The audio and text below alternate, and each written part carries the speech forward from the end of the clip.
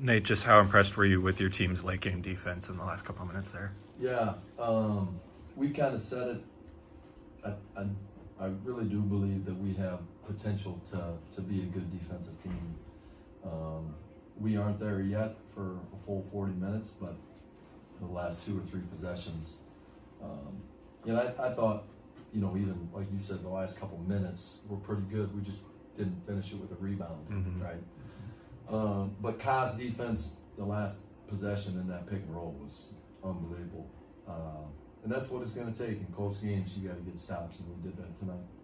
Coach, you've coached many players over the years and seen strong bonds. But what about Tosh and Kai's bond is unique? Yeah, Fleur, our assistant GM, and I were talking today before the game, and I think they knew each other. They, a little bit before this, but they're like 2 peas in a pod now. I mean, they're connected at the hip, and it's pretty cool to see, especially both of them from the Philly area. And it's probably, they both took a chance, just like Beck, on coming here, right? And for them to have that close relationship is really special. You see those guys talking at different points before the game or at halftime together, and Tosh, she talks to everyone, right? And Kai will listen, but Kai's a little more quiet. She picks and chooses, but you can see her. She's got a ton of faith and belief in Tosh, and that's what it's about. Is relationships, and when you're on teams, and that'll be a bond that they have for the rest of their life, and it's I'm happy for both of them that they have each other for sure. Coach, with Kiki making her first career start tonight, how impressed were you with her, and what advice did you give her before the game? I really didn't talk to her too much before the game because I didn't want to, make it too big a moment. But I said this after the game to the group. Good teams, it's about culture, it's about work, and it's about trust. And I kind of gave Kiki a hard time. She had some bad misses in that fourth. But she hit the biggest shot of the game, and she was willing to take it, and BG was willing to throw it to her.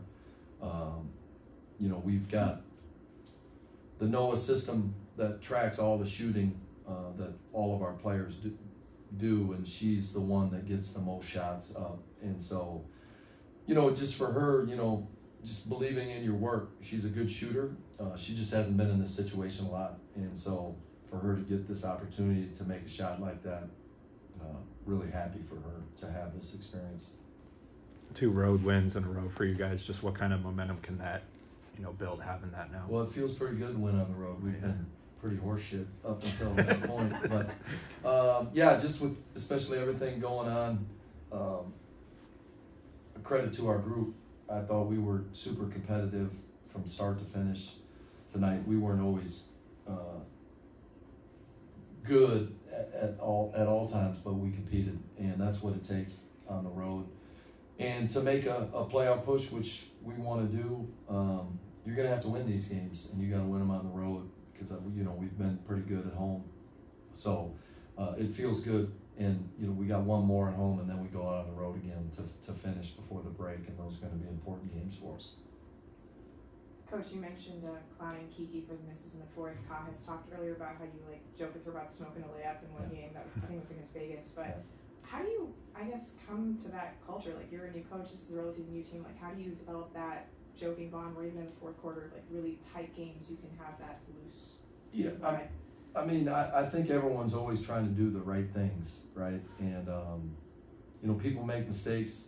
I make mistakes out there too. I'm not perfect. I tell them that. And as long as our heart and mind is in the right spot and just keep believing in each other, there's going to be possessions where we make mistakes. And, I just want to instill that in our group is it's not over as long as we stay together and keep working. And so, yeah, I'm not purposely trying to, make it a situation where it's a, but it's life, it's basketball. Like, you just got to keep competing and keep trying.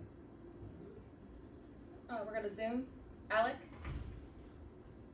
Hey coach, congrats on the victory. I Thanks, just want to man. ask about Natasha Cloud.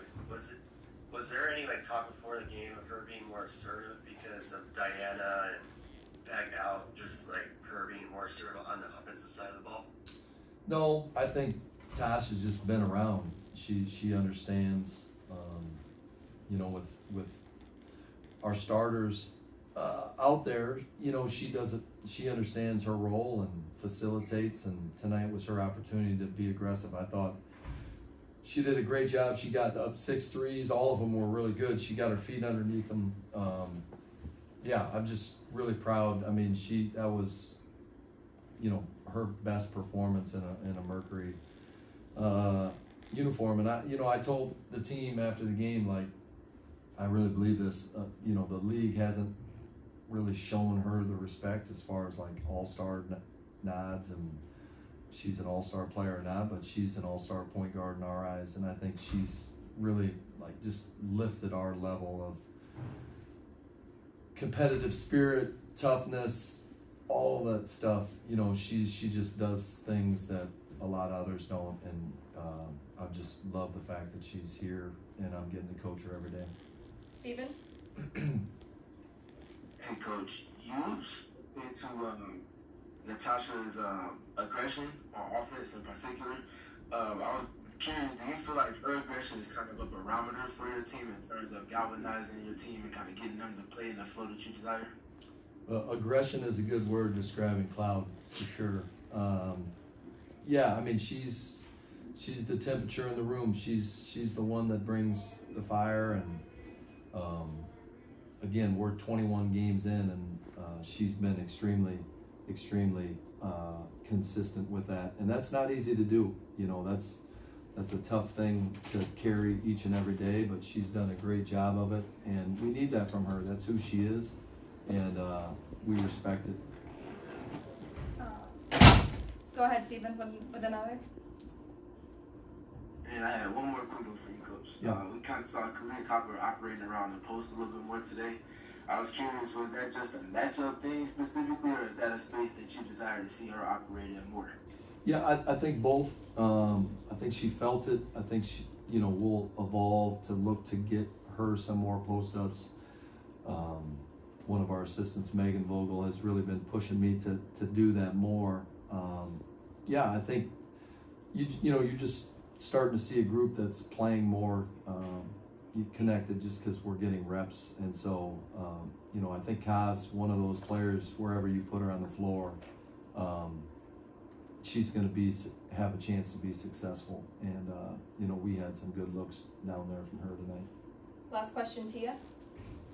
Hey coach, just going back to your lightheartedness in the late game moments, how do you feel like your demeanor impacts your team's performance and kind of serves as, I guess, a way to calm them and allow them to play through that late game pressure? Yeah, I mean, that's a question you may have to ask them. I wish I could say I've been calm all year. There's probably been a couple times where they tell you that I've snapped, which probably didn't deserve it. But yeah, I mean, listen, we're locked in. We're prepared. We're going to enjoy this. We get to compete, and this is they call it a job, but we're going to have fun doing it. So yeah, I think that's probably more of a question for them.